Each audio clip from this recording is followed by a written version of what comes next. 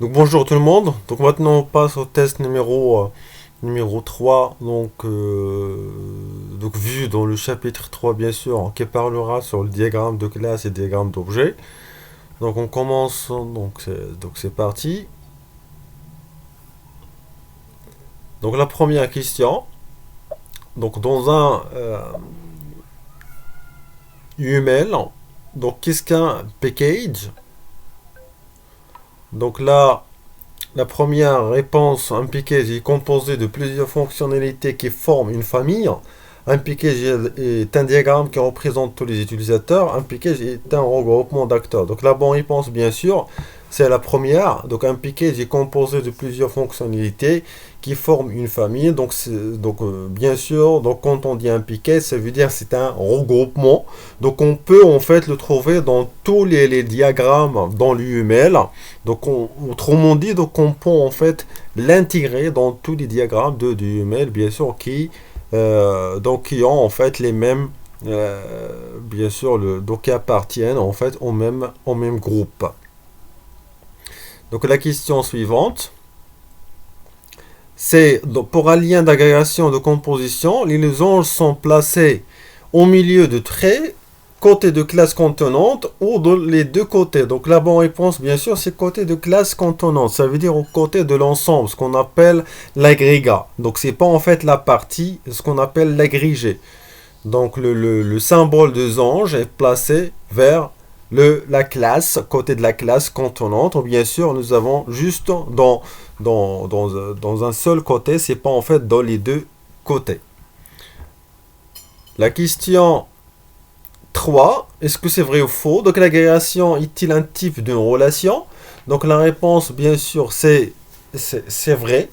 Donc franchement, donc cette question a été modifiée parce que la question, la première en fait, la question initiale c'était est-ce que l'agrégation est un type d'une association?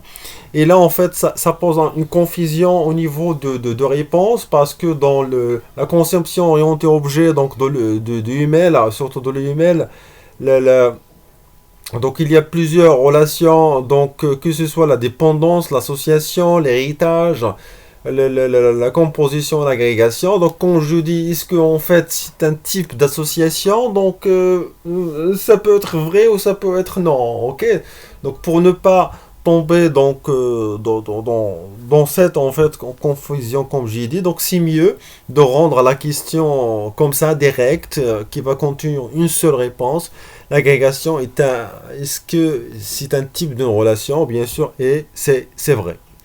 Donc la question suivante, toujours c'est vrai ou faux, une composition est-il un type d'agrégation? Donc bien sûr c'est vrai. Donc c'est une agrégation forte, hein. Donc parce que quand je dis donc une composition, donc il est vu comme en fait donc part of, donc appartient à. Donc c'est pas comme l'agrégation qui est c'est A1, hein. Donc c'est pour cela donc nous avons dit que la composition c'est une agrégation forte. Ça veut dire si on va par exemple donc dans une agrégation si on supprime donc l'ensemble, donc c'est pas forcément que la partie ça va être aussi supprimé, et l'inverse de la composition. Donc la composition, si je supprime l'ensemble, automatiquement donc la partie ou là en fait l'agrégé ça va être aussi supprimé donc dans ces dernières relations. Donc maintenant la question 5. Une action qu'un objet peut réaliser s'appelle une classe, une opération, une formule, un attribut. Donc bien sûr là la réponse c'est une opération, hein. Donc on ne peut pas dire une classe parce qu'en fait la relation entre l'objet et la classe, donc l'objet c'est juste une instance, hein, d'une classe. Donc une formule, donc généralement quand je dis une formule, donc par exemple je fais, donc il faut faire égal, donc en fait il faut définir l'opération, en fait pas mal de traitements qu'on doit en fait le définir dans une formule. Un attribut bien sûr, donc c'est quand donc c'est juste une variable, une déclaration. Mais en fait, la bonne réponse, c'est une opération. Donc on peut l'appeler aussi, c'est une méthode, c'est un traitement, mais nous avons juste en fait le prototype. On n'a pas en fait la détail, donc en fait la fonction en fait, donc l'opération détaillée dans une classe ou dans un objet. Donc suivant. Dans la question 6, dans un diagramme de classe UML, comment est indiqué une classe abstraite? Donc, est-ce qu'il est souligné, majuscule, italique? Donc là, en fait, la seule réponse, c'est italique. Même si, donc, dans cette question, nous avons en fait deux réponses qui sont correctes. Mais bon, donc ici, nous avons, donc, on peut le considérer juste une seule réponse qui est vraiment correcte, c'est italique, parce que majuscule, si vrai ou faux, donc c'est pas en fait le nom de la classe, ça va être tout en majuscule, mais on commence juste par majuscule, mais on peut ignorer cette réponse pour dire que l'italique, c'est, bien sûr, c'est la seule réponse qui est correcte.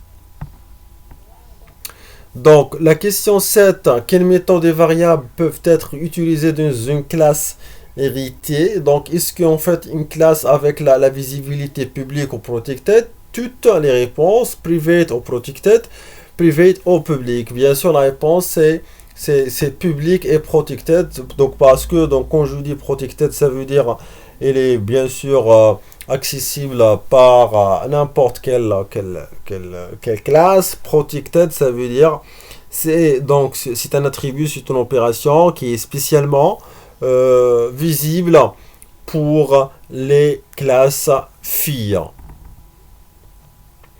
La question suivante, donc la question 8, la signature d'une méthode représente son nom et son type, seulement son nom, son type et les types des arguments. Donc bien sûr, la réponse correcte, c'est son nom, son type et les types des arguments.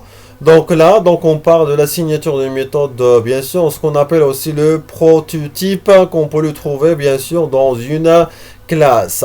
La question maintenant, c'est l'avant-dernière question, c'est la question 9. Lorsqu'une propriété d'un attribut n'est accessible que aux instances de la classe issue classe, elle est protégée, privée ou publique ou abstraite. Donc la réponse correcte, bien sûr, c'est protégée. Donc on peut dire ici, nous avons la même question et vous pouvez voir que même si donc il y a en fait une réponse que ça va répéter, mais on peut le poser avec de différentes façons dans la question bien sûr. Donc la dernière question, c'est quel symbole désigne l'encapsulation de paquetage visible dans les classes de même paquetage?